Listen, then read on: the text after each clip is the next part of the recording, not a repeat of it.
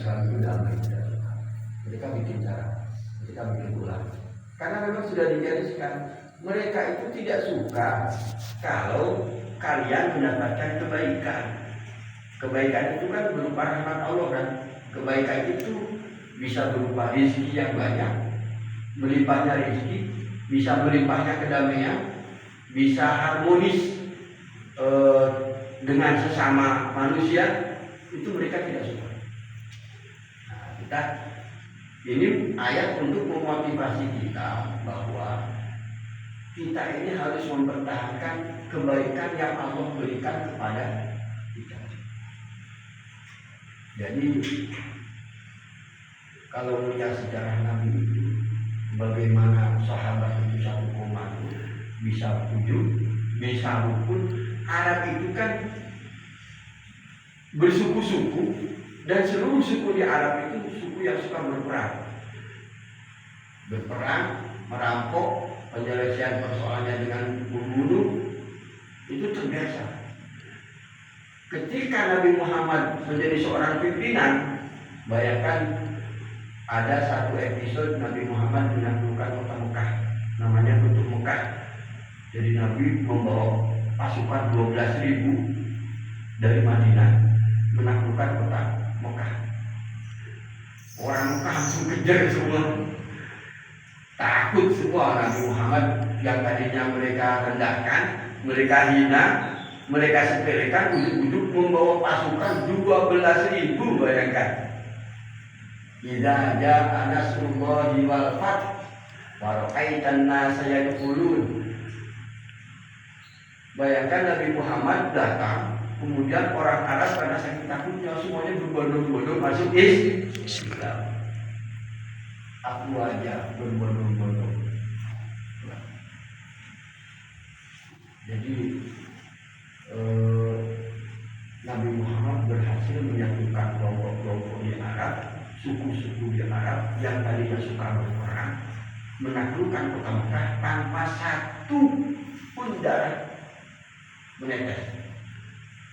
Tidak ada darah menetes, tidak ada darah tertumpah. Karena orang pada akhirnya hormat dengan Nabi. Dan Nabi dengan elegan, siapa yang masuk masjid selamat, aman. Siapa yang masuk rumah Abu Sufyan, selamat. Siapa yang tinggal di rumah, selamat. Karena tujuan Nabi menuju Ka'bah.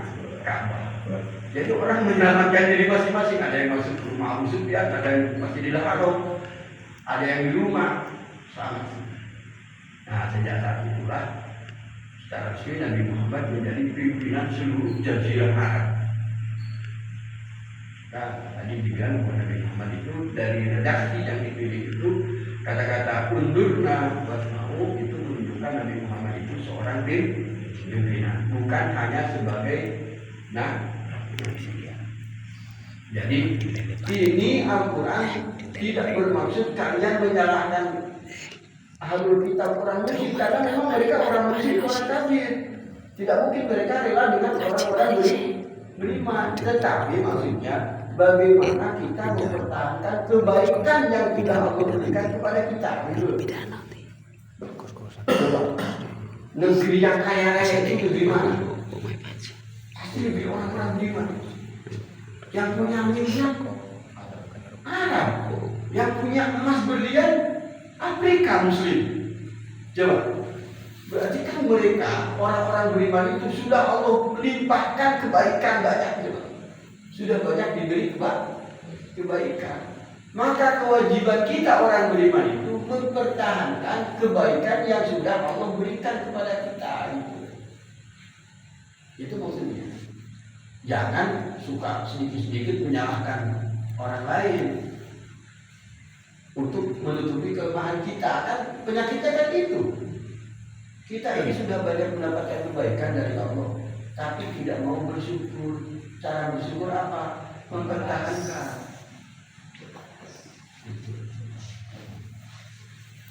Ya, jadi mereka tidak akan suka kalian mendapatkan anugerah kebaikan dari Allah.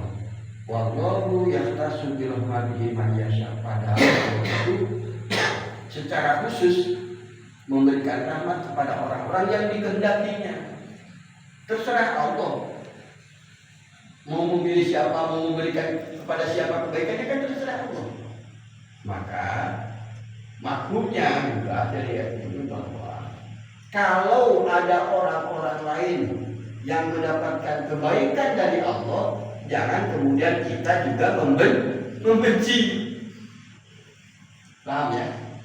Jadi kebaikan itu mayasaknya Allah, itu bagian dari kehendaknya Allah. Tidak bisa kita mendikte, ya Allah jangan kasih dia kan orangnya begini.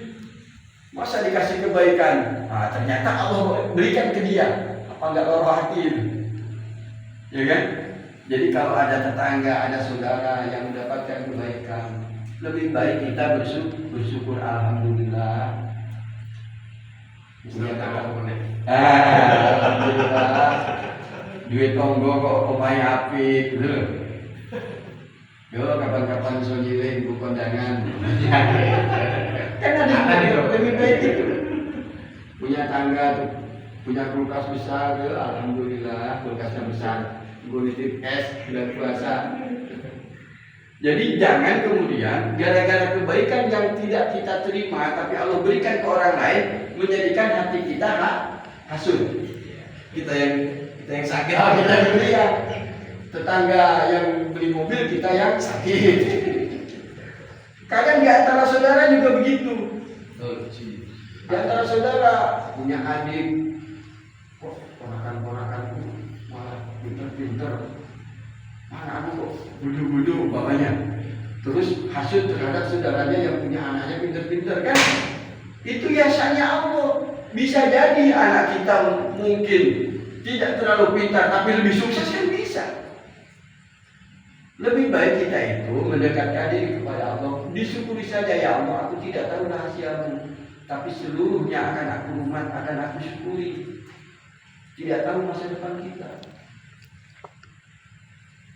Jadi kadang Allah mencontohkan ini dari orang-orang Yahudi. Tapi kita harus memahami ayat ini maknanya kemana larinya. Ya?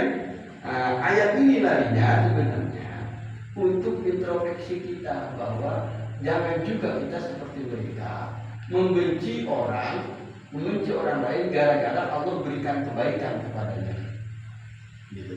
Jangan malah memprovokasi. Itu dapat beli mobil itu kan kemarin yang belum tahu itu gitu. Malah dibikin fitnah, ya kan? Malah dibikin cerita-cerita yang fitnah lah itu. Jadi lebih baik kita apa yang kita terima kita syukuri, apa orang lain terima juga kita syukuri. Jangan kemudian menimbulkan hasud, karena itu perilaku Yahudi. Allah itu tidak bisa kita dikte. Allah itu semau-maunya Allah. Jangan melihat orang yang sedang kesulitan kemudian malah kita joroke. Oh, mulane ta. Ini kan ada begitu. Mulane, bahasa mulane itu. Betul. Ya kan? Betul. Nah, kita tidak tahu bahwa hal serupa bisa juga terjadi pada kita. Ya kan? Bisa juga. Mulane orang beriman itu lebih baik kata-kata itu dipilih. Kata-katanya dipilih, dipilah. Jangan menggunakan kata-kata yang merendahkan, memperolok-olok. Itu tidak boleh. Nah, insya Allah besok baru kita mau mengkaji dasar-dasar fikih. Sudah 105 baru. Manan sa'in ayatin au nunjiha na'ti bi khairin minha. Jadi Al-Quran lebih banyak mengupas tentang etika, tentang akhlak, tentang ilmu pengetahuan, tentang sejarah, fikih, sedikit sekali.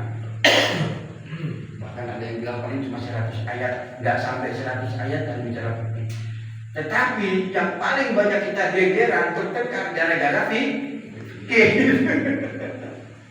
Kenapa tidak perbaiki saja akhlak kita?